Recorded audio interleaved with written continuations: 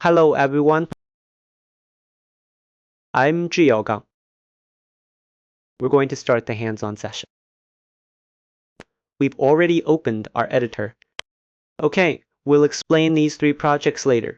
These three projects should be fairly standard, and they are a bit more complex than the UE4 version, because when you open the UE4 editor, you can also see some other game demo projects. Since this one uses these two character classes and these things, it's relatively more complex. For example, this one uses something called the projectile component, that thing. Yes, it's similar to the movement component. Actually, they achieve the same effect through different methods, but they might not be exactly the same. Okay, so let's come here. We'll still put it here. As for the name, we'll call it XJFPS. Let's add a 0, because it's a 0 demo. There might be many such cases.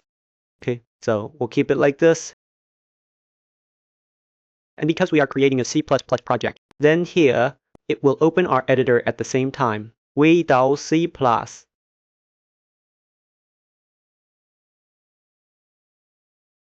Okay, after it finishes opening here, we'll speed up a bit, because this has already been explained many times. Maybe we'll repeat it a few more times later. Later, we'll try to skip over it and not spend too much time on these repetitive parts. Okay, it's already started here. Pay attention after we started. This is a very clean project. A Buddha project. Now pay attention. Right here, this yellow one, you can ignore it. Let the engine handle it on its own later. These are all defaults because we haven't done anything then still our usual three things. Then first check these two levels are not. They should be off. But maybe we have one. Event queue.it might have been turned on by default again. Yes.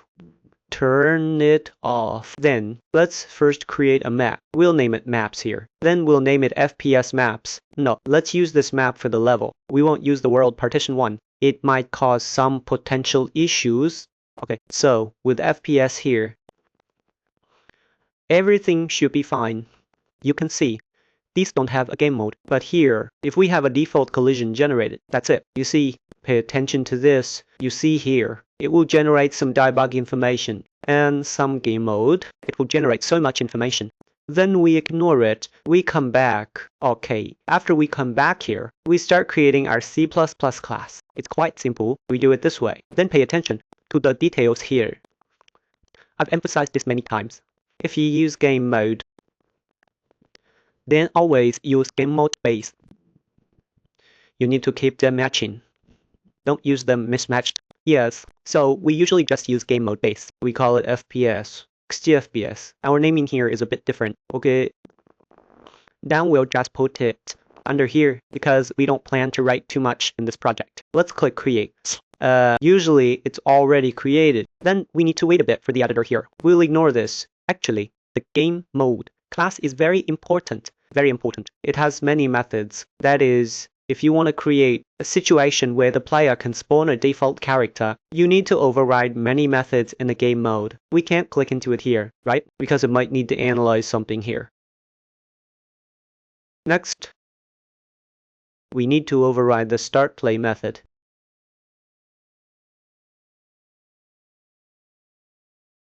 Okay, we have already identified this color, so let's copy this method. Let's pay attention when we copy it. We may need to check what its default permissions are. You can see that classes like game mode inherit from info. Info inherits from actor. What does our info do? Let's look at the comments. It means this is an info type and it does not have physics. In the engine, it has no physical entity representation. It is mainly used for management purposes, including some world settings. Yeah, and then possibly some synchronization rules. And the game mode class is very, very important. And this game mode is defined. How this game is played. It governs the rules of the game, score, and what kind of actors it allows to exist in this game. Then who will join this game? All of that is governed by it, and it will only, this sentence is very important. I emphasized it for you again. It will only run on the server. Then it will never exist on the client. The level will never exist on the client. Then this actor is one has finished initialization in C++. Where is it? Game engine load map. After this point, it will be instantiated at this location. So this location can actually be used to pass UR2 to perform a specified override. Yes, then by default, it will provide a default one. We can take a look at this method. Since this method is so important, we better find it.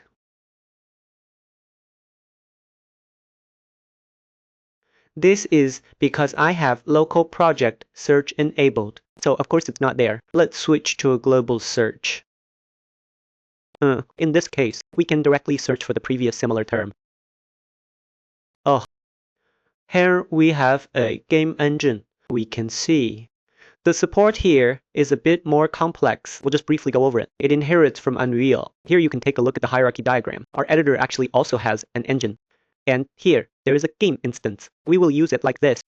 Then there is our game build port. We will use this when taking card spreads, or when you want to do some multi-threading, you will use it. Is there a load map here? If there is no load map here, maybe the engine misnamed it. We might need to, during the engine initialization process, go find this thing. You can see. Take a look. Bunch. Yes. Okay, these places are all engine settings. These places specify T subclass. All learned T subclass. Actually, you can use your own defined class to replace it, thus achieving an increase in functionality. Okay, let's stop here for now. We mainly need to go back to our stack this start play place. Okay, back. Let me take a look. Okay, we have an init game here. Then let's take a look at a start play. That's it. This means that is the game is about to start. You see here, it handle begin play and handle begin play. It calls the game state. It triggers this handle play in the game state. Being paired, it is queued by game mode. That is, the game is about to start. Okay, now let's rewrite this function. One moment.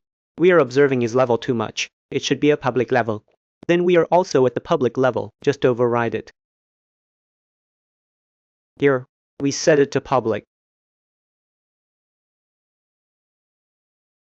Actually, this kind of source code review work should really be done by yourself. I am just doing this here to help everyone develop a habit. Everyone try to do a bit more. Okay, we'll just paste it directly here. Then it can meet our requirements. This is our GNG. It is actually UNG. Then there is some configuration information here. Exposed in the II file. Then we can see this function here. This function here, it prints this information. There are some parameters here. Right, and this is to print an F string to this information. And this can pass a key. To avoid, it keeps refreshing. Essentially, if there is already information with this key, it will replace the previous one. Okay, so right here, it has some default guesses. We'll ignore them. When we execute it at this point, you'll notice it actually didn't execute successfully. Why is that? Because you haven't specified it yet.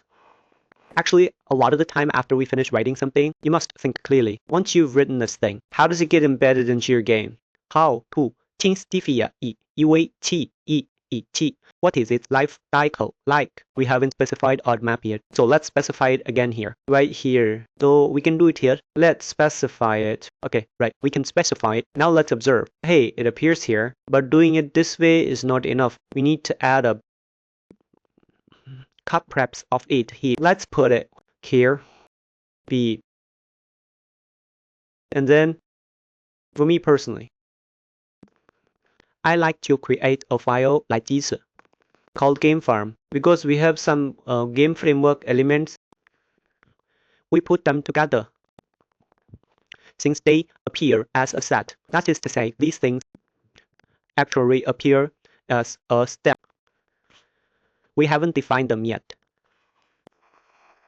So now we can execute it here. Actually, the settings here will override the settings at this location. We can see it's still here. It will override here. Actually, what you're using now is here. And then after we open it here, You will find there are many functions here. Essential overridable functions. You see, there is underplay. Then begin. If we look at BeginPlay, this event should already be here. That is, here we can step into the entire process of player generation. Then here we print a log.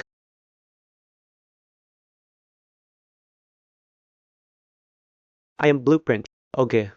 After we print it, we can see, right, this is completely fine. Okay, this lesson, we will simply demonstrate up to this point. See you in the next lesson.